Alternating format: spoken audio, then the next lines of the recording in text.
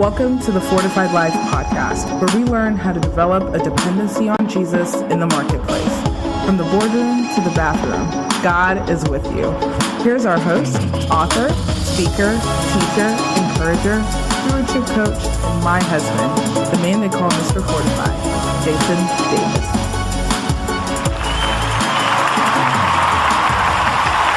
What's going on, everybody? What is going on?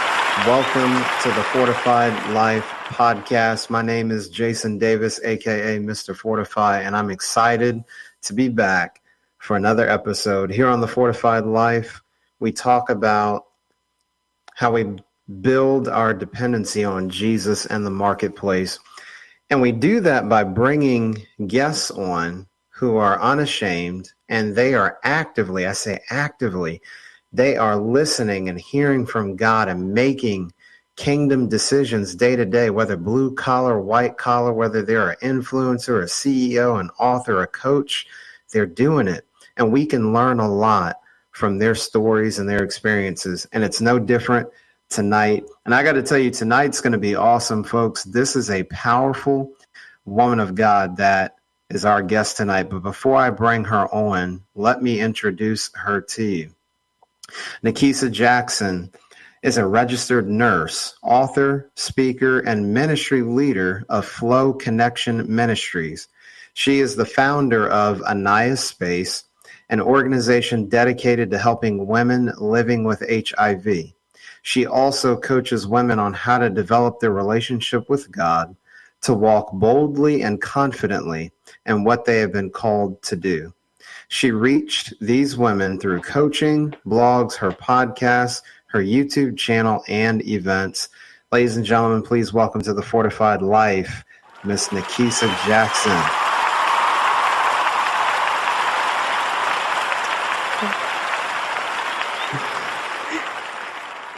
What's going on, Nikisa? Hi, Jason. I'm so excited to be here on your podcast and to just share tonight. So I'm doing well on this Wednesday evening. How are you? I am good. I love it, Nikisa. This has been a long time coming. Folks, you all just don't know, Nikisa is one of my favorite people. She is a powerhouse, and prepare for some wisdom to get dropped tonight. So, Nikisa, God has graced you to have your hand in so many different things. You know, being a registered nurse, author, a speaker, a minister, and the founder of a nonprofit. But Nikisa, it wouldn't be right if we didn't take a trip back. One of the most powerful things about your story is your testimony. So just unpack that for us a little bit, how your testimony plays a role into everything that you do now. Yes, so I would love, that's a really great question. And just thank you for the accolades. I feel like you do a lot too. So it's always good to watch what you do, because I know, like, okay, I'm not alone in this and all the things that God has called me to do.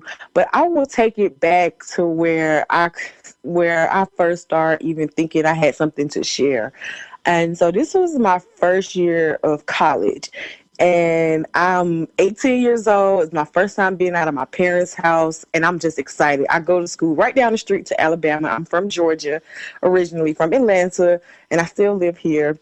And I went to Alabama. I went to Tuskegee. I had a good time.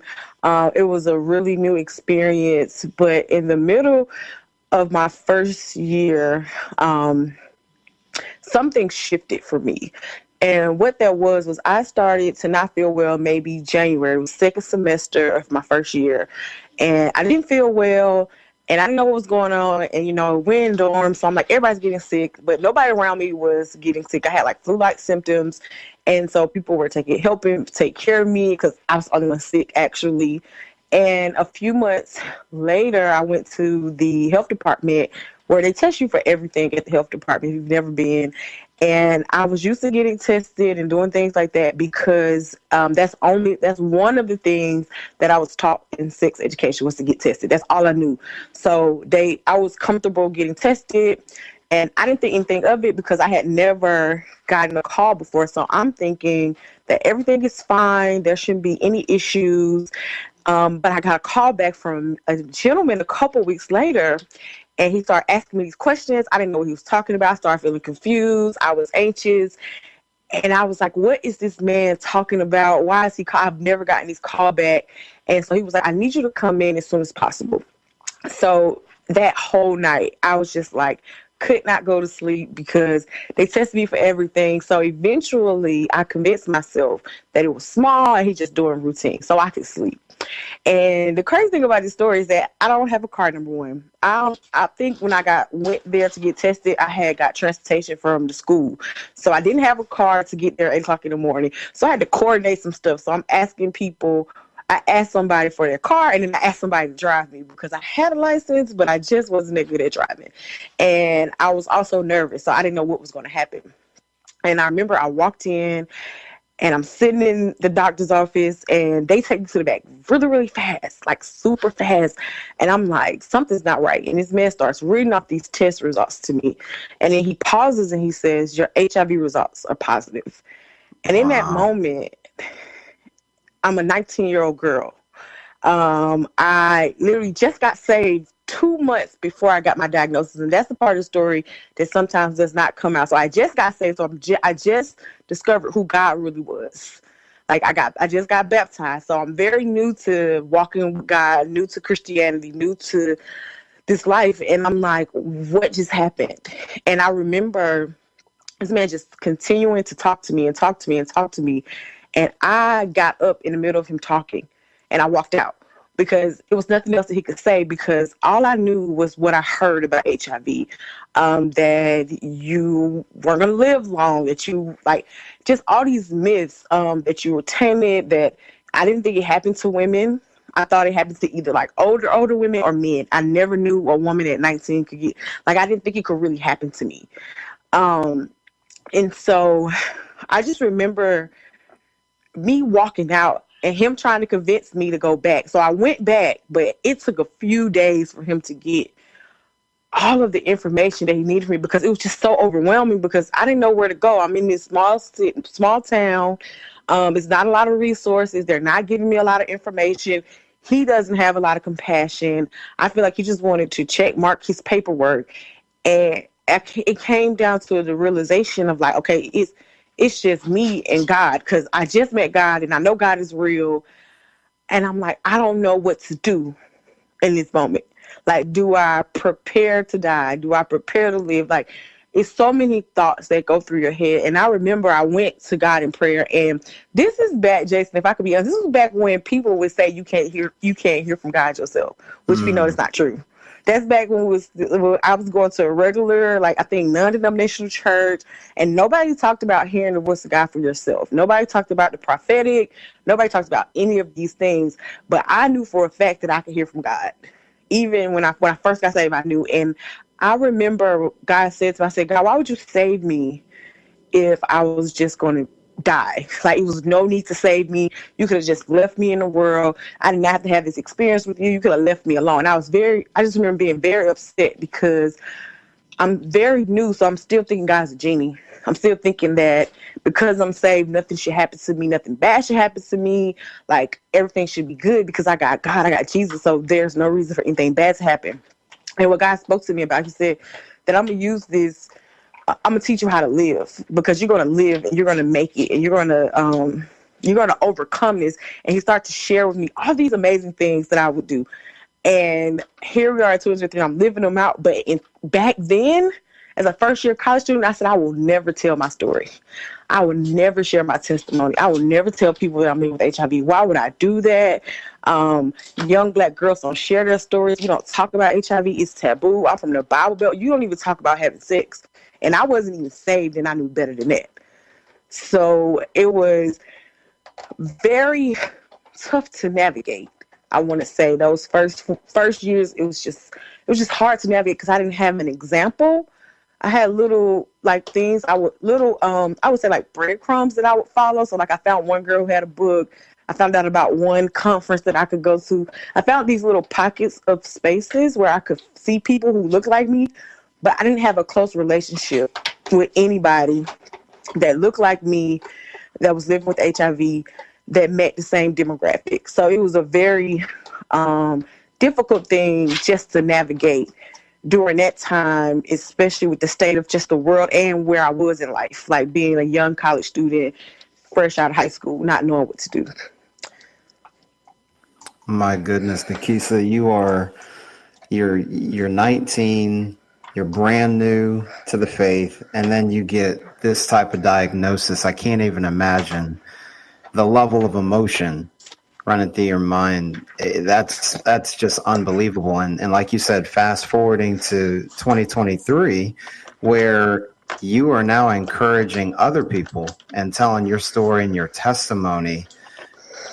Like, what was the turning point for you? Because we know you know, as far as being a nurse and then eventually becoming an author and a speaker. So what kind of set you down that health path? Like, okay, this is the condition I have, but I want to start living my life, and what am I going to do about it? What was kind of that turning point in the midst of all that emotion for you?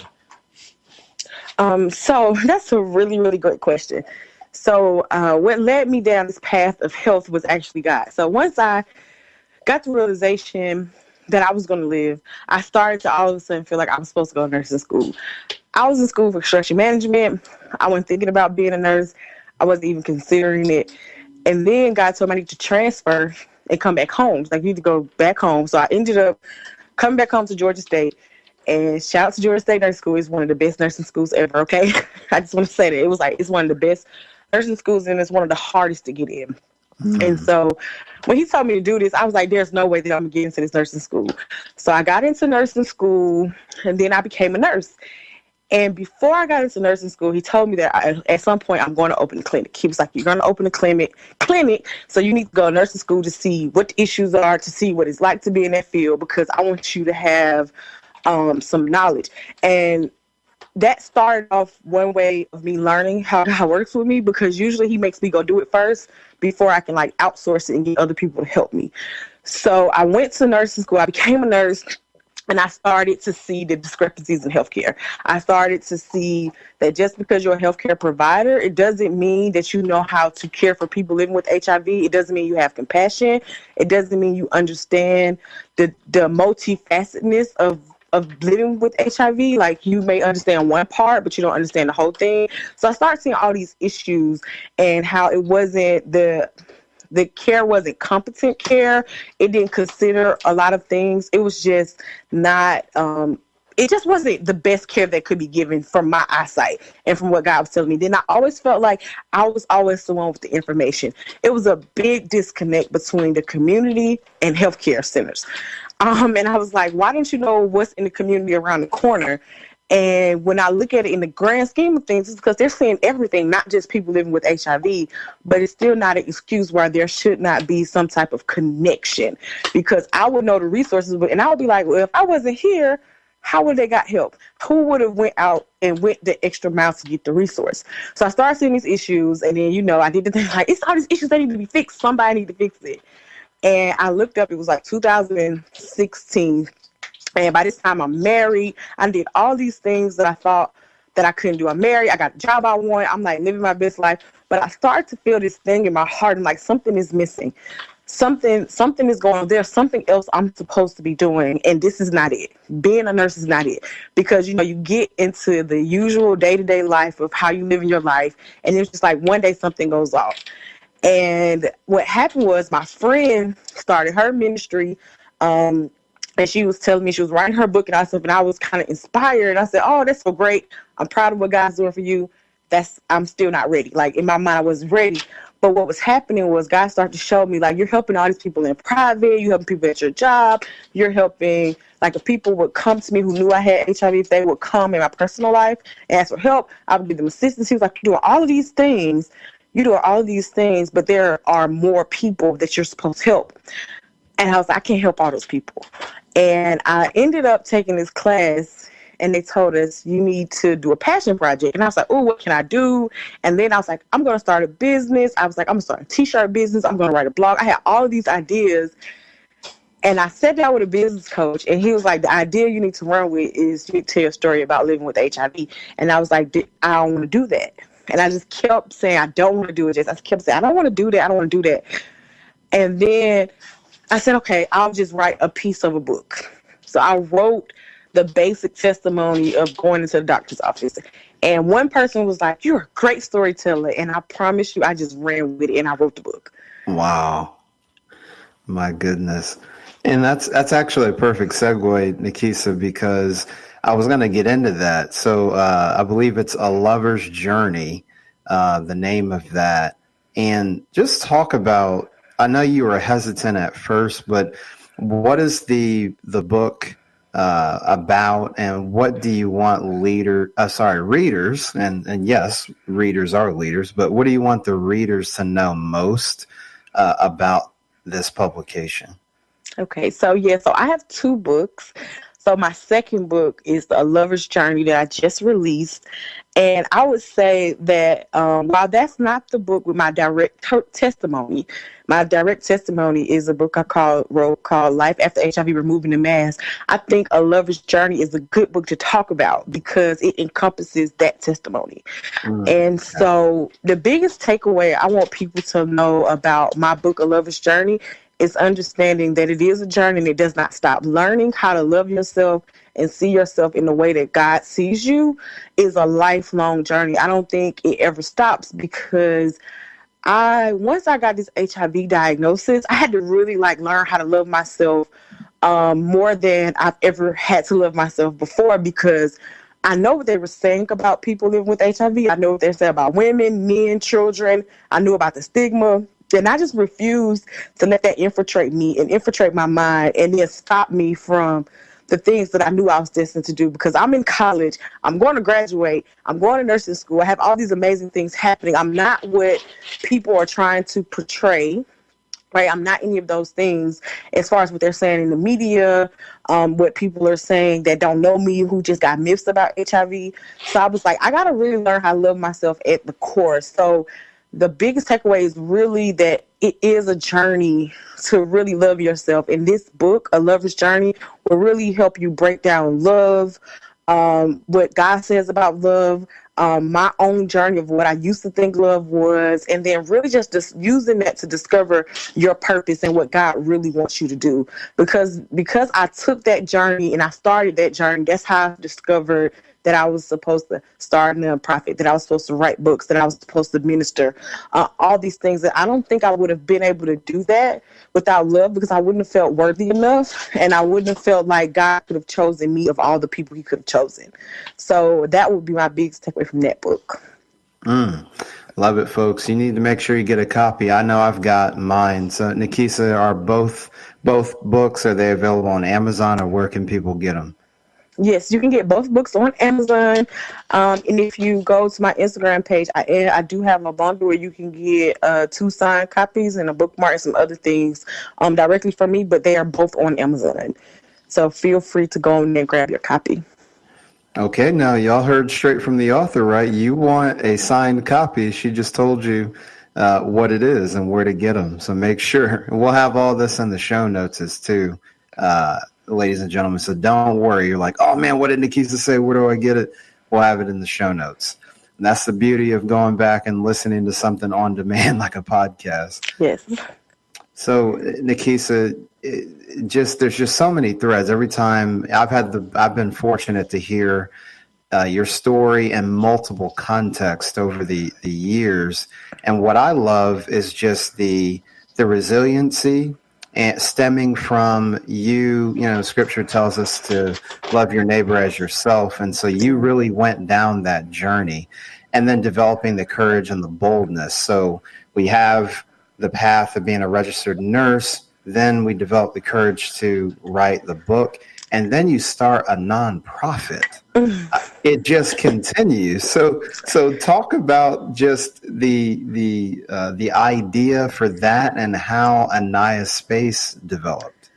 Yes, I would love to talk about that. So with my first book, I wrote my first book, Life After HIV Removing the Mask. And while I was preparing for the book signing, I was like, this is a perfect opportunity to educate people. So I turned it into an educational event. I found community partners and things like that. And when I finished the event and I got all the proceeds from the book sales, God was like, okay, take that money and start a nonprofit. I heard it very clear. I did not know what it was going to be called. I didn't know anything. But he was like, start a nonprofit to help women living with HIV. And that's pretty much all I knew. So it was kind of like one of those obedience things where I have a prior experience in business experience. Because I've like worked for my uncle. I have a family of entrepreneurs. So I know the basics of starting a business. I know how to go find your name and all that stuff. So I did that because that's the knowledge that I had at the current time, right? So I did that. I got all the paperwork that I could get with the amount of money that I had. And I just kind of sat there and I was like, I don't know what to do now, God. All these people are asking me to speak. People are asking me to come out of state to do vendor events, to sell my book. And actually, I think I'm good with just writing the book. So what I'm going to do is I got this nonprofit like you told me to, but I'm going to sit it down, right? I'm going to sit it down because I don't know what I'm doing. And I don't want to look like a fool. I don't want to embarrass myself. And wasn't the book enough? And I was like, the book wasn't enough. It was just the start. You sharing your story about HIV wasn't even enough. Like, it's time for you to take this to the next level. So I said, well, God, like, what am I supposed to do with this? And he was like, he really reminded me of my life experience, what I went through when I was diagnosed, of having to navigate things by myself. I had to navigate the healthcare system by myself. Like, it was a lot of things I had to navigate by myself, a lot of education I did on my own that I did not know prior to my diagnosis because I needed to find out the truth about HIV. I had all of these resources, and because I'm the type of person that when she needs something, she's going to go find it. I had made all these partnerships in the community. So I started finding places. I started finding these women that were living with HIV. And because I shared my story so publicly, which I don't think I mentioned, before I put out a book, I shared my story on YouTube. My inbox started flooding with women. Like women from different countries, different states, different areas, women that looked like me, women that didn't look like me. And I didn't know what to do with it. My inbox got crazy. I couldn't respond to everybody. And I was like, what am I supposed to do with all of these women? And I put them in a group, and I said, I'm starting a support group because that's all I knew. So in the beginning, A Nice Place was just a support group where we went live once a month. It was nothing in person because I did not know what I was doing. And God just began to tell me that the purpose of the organization is really to provide holistic care services, meaning we don't just look at if your physical health is okay. We want to look at your emotional health, your mental health. We want to look at if you have housing, do you have food to eat, things like that, because there are so many factors that stems around having an HIV diagnosis. And what I found in my own research is that mental health is very important, and then also social support, because social support and having make sure your mental and emotional wellness is well. It helps you stay in care. It helps you stay connected so that your physical health won't suffer as a result. So once I discovered that, I just took all that together, and of course with my nursing knowledge, to build out this social welfare kind of organization that's now moving towards getting a building, being able to build out the actual clinic part that God told me about well over 10 years ago when I was first diagnosed. Folks, if you're not encouraged hearing this, then you're just not paying attention. I don't know how you couldn't be moved. That is powerful, Nikisa. I just never ceases to amaze me. So if those of you've heard of the 7 mountains or the 8 streams of influence. So there's healthcare, there's business, and then you have a nonprofit, and then there's ministry, Nikisa. So as you're helping and supporting women, knowing your backstory and the industries that you've worked in, how does that help your approach to ministry? Oh yes, I love this question. Now this is my area. I know you're probably listening like, oh, this girl talks about this. Now ministry, that's like my best friend. That's my baby. So what I found out about me and ministry is that what was happening is whenever I would speak, when the words would come out of my mouth, God would come out of my mouth because I had a relationship with God. So scripture would fall out of my mouth. And next thing I know, I'm dropping wisdom, did not know it. Next thing I'm ministering to people or I'm talking to people, and people are like, how do you know that? And how did you know I was dealing with that? And I'm like, I don't know how I know that, but I'm just telling you what I think is coming from my knowledge base. I wish I could tell you something else. I didn't even know that a lot of this was coming from God because I would just be saying it. So I didn't like go pray for a long time, or it was just prophetic. I should say that's the best way to describe it. It was prophetic. And I would say, God, I won't stop talking because every time I talk about you, and that's not my intent. That wasn't my goal. My goal was to talk about something else, but some kind of way I get back to talking about you, and I don't want to overdo it. I don't want to be saying stuff that's not true. I don't want to be responsible for that. And what started happening was, as I continued my journey to love myself, I started to accept that part of me. And I started to say, well, this is who I am. Like, I need to accept that this is who I am. I talk to God and he comes out of me. You can tell when I talk, and it's like, I have to learn how to embrace that part of me too. So the more I embraced it, the more he came out. And I started doing many things. Like, I would do a 21-day. I remember I did a 21-day challenge. And this was outside of my nonprofit. So I would do this like under maybe my book brand or something. So I did a 21-day challenge about how to get redeemed, like how to allow God's love to redeem you. And I was like, I don't know what's going on. I did a 7-day journey to love yourself, like a self-love challenge. I started doing these creative things to help people learn about God, because that's how I connected with God. So I never had a relationship with God where all I did was just like pray or sit there. I would do things like journal. I would do things like just draw and create and write poetry and do different things. And I was like, this is amazing. And God was like, this is something you could share with other people. You could teach other people how to do this. And I was like, no way. And he was like, you can, and I want you to start Bible study. So, Jason, I started in my house. I did Bible study in my house right before the pandemic came. And I was just doing it, and I was very comfortable. So I just want to do it in my house. I had a couple people come over. I would make food, and we would do it in my house. The pandemic hit, everybody was staying in their house. So then I was like, what am I supposed to do with this? And I spoke to my spiritual leader, and she was like, it's just time for you to share in another kind of way. It's time for you to start ministering. So what I did was I started just a simple prayer call. Well, I guess I shouldn't say simple, but I started this prayer call, and I launched a ministry. It's called Flow Connections Ministries. And we still do different, like, unique things, but we do like worship calls. We do these things called obedience nights, where we just get together and talk about what we're supposed to be doing and how we're going to make sure we actually do it. We do prayer calls, and we've had like a couple of like challenge, like virtual events. And this year we're going to get into doing some live events. So it's a very unique ministry, but it's really just about teaching women how to connect to God for themselves. So getting away with the old thought that you can't hear from God. It's about activating people in being able to hear the voice of God for themselves, and then making sure that they are doing some of those things that, for some of us, it comes natural to just obey, right? But then for some of us, like me, it's struggle, but we know that it's required. We know that when we are disobedient, we kind of knock ourselves out of the will of God. And then we open up doors that could be shut if we would just be obedient. And so I felt like I had a call to really share that with people and help them understand that is, it's not about your feelings and all this kind of stuff, but it's really just about your obedience, and everything else will fall in place. But I first had to go through it, and then I was able to share with other people. So I'm really excited just about like what God's going to do through the ministry. It's just been a beautiful thing. So many people have really learned and grew throughout that ministry.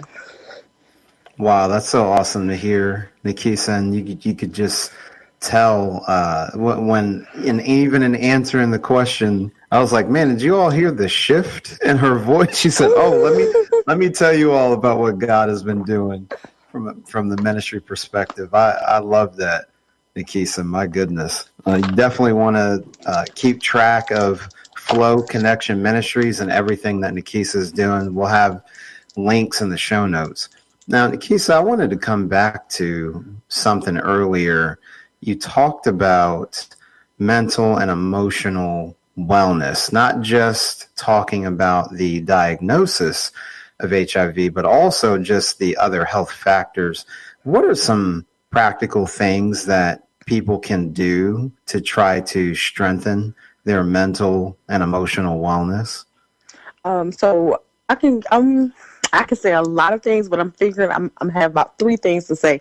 The first thing is I would say is that we all have to be self-aware, and that may not be the easiest for everyone, but one thing is just always checking in with yourself. Like, how am I actually feeling today? How am I actually doing today? Have I been rested? Did I sleep well? Like, really taking a look at yourself, because sometimes we're getting overwhelmed and we are being super hard on ourselves because of other factors. So, for example, I'll give you a real example. You've been up all night working on your business. You get 3 hours of sleep. So in the morning, you're like, I gotta go. But you're really feeling anxious and worried, and you really need to rest. But because you didn't check in with yourself, you're just continuing your cycle. So it's really like you've been up for days and days and days nonstop, and you haven't really had a break. And then if you're anything like me, sometimes, like, I like to be productive. So when I'm not productive, sometimes I tell myself I'm being lazy. But because I check in, I can rectify it and say, no, I'm not being lazy. I've been working 3 or 4 days straight. I've been out of town. I had a speaking engagement. I've done all this. I haven't rested. And so then I can overcome the battle of the mind. So the first thing is really just checking in with yourself. And the second thing is journaling. I don't care if it's just one line and you say today is hard, or one line today is great, or I'm thankful for life today. But really getting your emotions out of your head and getting them on paper and keeping a record is very, very helpful, because you can go back and look and say, hey, at the top of February, I was feeling really sad, but it's March 1st and I feel much better because I changed how I ate last month, or I took more breaks last month, and now I feel so much better. And then you can kind of discover what helps you, right? When you felt happy on Valentine's Day, what made you feel happy, right? When you felt happy because it was Friday, was it because it was Friday? And then you could start seeing a pattern with your life. Like, from doing this, I learned my energy levels are better in the evening and later in the week. So you know what I did? I changed my schedule as a result. So it helps me navigate some of the things that naturally happen with me and my moods and how I feel throughout the week. But also it helped me make sure that my mental and emotional wellness was okay. Because so then if I seen like, hey, it's been 4 days and you haven't been feeling that well, maybe today is a day to do a self-care day, which is my third tip. I always make time for self-care.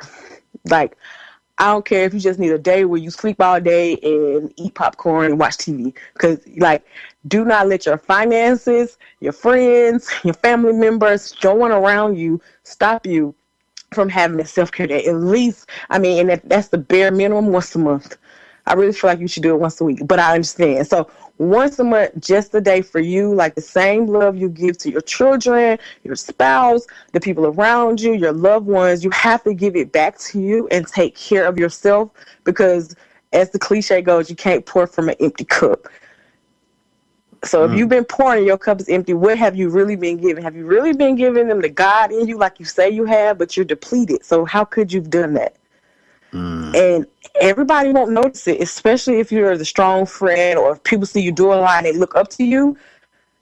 They don't really know when you're struggling, and you can't expect them to know, but you can start to discover the cues that you give off of when you're struggling. And it's just important that you take care of yourself, because you have to prioritize it.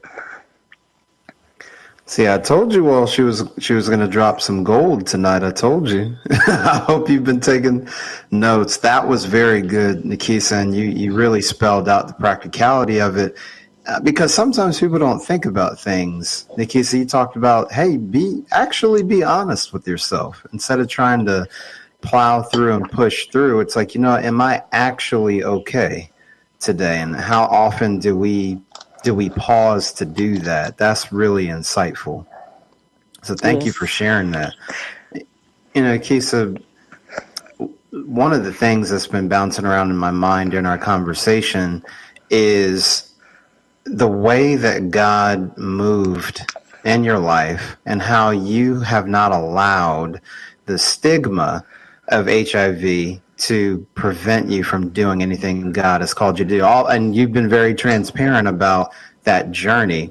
But I wanted to ask you as well, what's maybe some of the biggest misconceptions about HIV. I feel like it's so polarizing with rumors and there's a lot of chatter, but what are some things that we don't know about it that we actually should be more considerate of and be more knowledgeable about?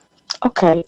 So my favorite thing to teach is something called U equals U. And it means undetectable equals untransmittable. So the biggest misconception that people have is that when you have an HIV diagnosis, naturally you're gonna you can transmit it, you can give it to your children, and all these things. But with proper care and treatment, you actually are unable to transmit HIV via sex, and also to your children. So you can have HIV negative babies, HIV negative partners. And so that's a very important point that I like to share. And this has a group of people living with HIV started to really mobilize this movement around 2015 or 16. They started to really share about it and speak out loud about it because it had been around for a while, but it had not been publicized. So it took a lot of HIV advocates coming forward and starting these campaigns to share about that. So that's the first thing I want to share, that's the biggest misconception. So you can go on and have children, and it doesn't really, if you don't allow it to, it won't stop what God has for you, right? And another, I think, misconception is always about how HIV is transmitted. So I'm just going to wrap this in a nutshell. It's important that you get educated. Like, go learn the fact you can't get it from shaking hands, sweat, hugging, sharing eating utensils and things like that. That is not a route of transmission for HIV. So you got to really educate yourself, because education will kill stigma, and it does not matter where you sit. Meaning, if you're HIV positive or HIV negative, it doesn't matter where you sit on either side of this fence. You can still go out and educate yourself and then advocate for another person, because you never know. I remember I said this before. It could be someone in your life right now that's living with HIV but has not shared with you because of your own biases and how you are and your rigidness, right? And not being open-minded. And this person probably really would want to tell you, but when we aren't seeing someone who's open-minded and caring, it could be really hard to disclose information. And one thing I do know about HIV is that being in isolation is not it's not an ideal situation. So we have to make sure that we as a people as a whole are willing to educate ourselves, because you never know. HIV doesn't have a face. It does not discriminate. It can happen to anyone.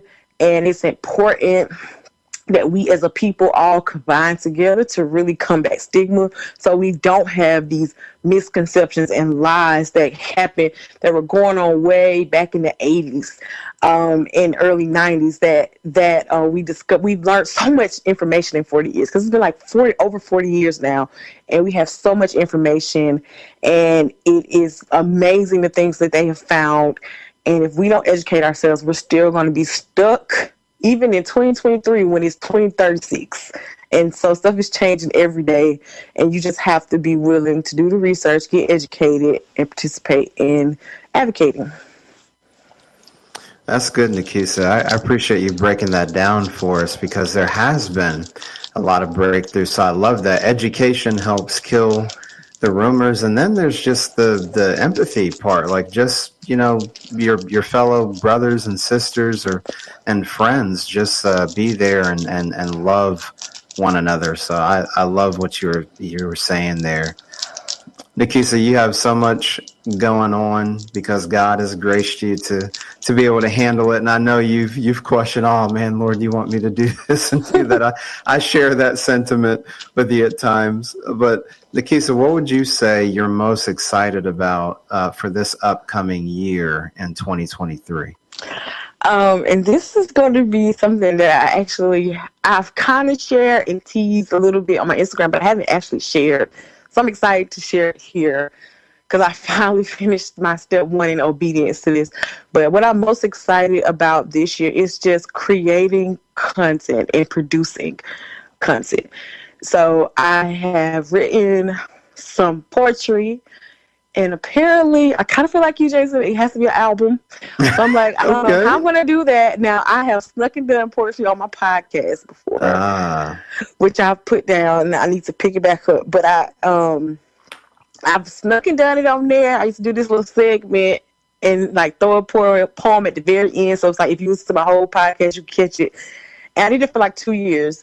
And then God was like, no, it's time. So he started telling me last year. So I finally got to the 10th poem because he was like, just do 10. He gave me a theme. And so it's going to be entitled, I Am Not Fragile.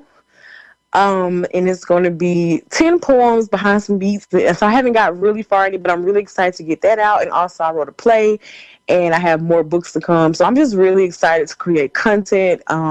It's just the next step. God's been telling me for a couple years that I'm just going to be a content creator because I would get frustrated in my own gifts of writing because I used to feel like I just write everything. Like, why do I keep writing all these books and they ain't out yet? Why I keep writing all this stuff? It's not out yet. Why I'm creating all these things? And God was like, this is the year to produce a lot of things I created in years before. So that's what I'm most excited about, just to create, and most excited about the poetry album because it's something new. I've never produced music before, so or portrait music and behind it. So I'm excited about it. And I'm excited for you. Listen, folks, people debut things here on the Fortified Life. It's about the third or fourth time somebody was like, wow. Well, Jason, I'm going to go ahead and I'm going to break this here. So listen, that's why you all got to tune in. You never know what our guests are going to bring. They bring freebies and debut books and podcasts. I love that, Nikisa. And I know I'm looking forward to your poetry as well as some of the other plays and things you're going to write. And I will definitely be praying for you. It reminds me, Nikisa, because about 1.5 years ago, I did my first song as well. And it was some spoken word and poetry. So I remember I share that with you. I'm like, Lord, I don't know. But when he gives it to you, he gives it to you. Yes. Well, Nikisa, we are out of time, and I have thoroughly enjoyed this conversation. And I know that anybody listening, you all need to go back and listen to this on demand when we get it posted. But Nikisa, where can people reach out to you? How can listeners connect to everything that you're doing? Okay, so the best place to reach out to me is on my page, Nikki J. the Author. It's Instagram, Facebook, Twitter. You can find me on all platforms, even on YouTube. And then you can get connected to the rest of my pages. So if you want to get connected to the ministry, if you need support groups, I'll definitely get you that link. It's aniyaspace.org, and that's where you can find out more about how to give and how to connect with us and support the work that we're doing. But Nikki J. the Author is the best way to find me on social media. It's just the easiest. And that's NIKKI, the letter J, the Author. So that's the best place to find me.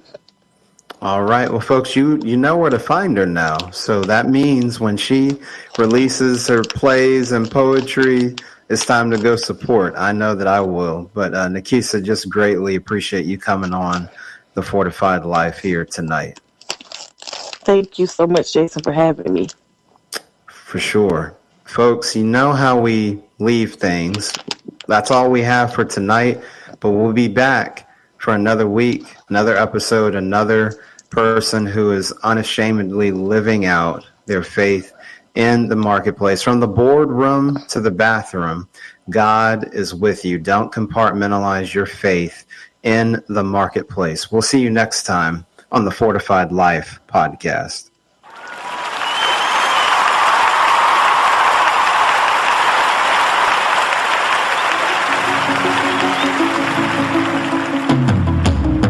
Thank you for listening to the Fortified Life podcast.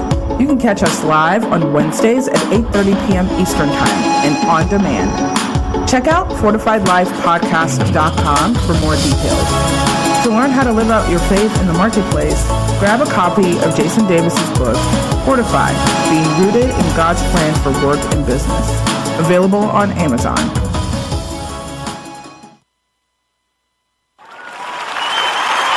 You're listening to Your Slide Worldwide Podcast. You've decided to move and picked the neighborhood you prefer, but how much home can you afford? Which loan term is best? Start by contacting an Arundel Federal Savings Bank loan officer to get the numbers you need and a pre-qualification letter to present to your realtor. No cost to you. Whether building or buying, Arundel Federal wants to be the local community bank that you trust and think of for your home mortgage. Contact us today at arundelfederal.com. A pre-qualification is not a loan approval or commitment to make a loan. Additional terms and conditions apply. Member FDIC and equal housing lender at MLS number 671636. Everyone loves TV Dad. On the next TV Dad, presented by Progressive, TV Dad explains becoming a man.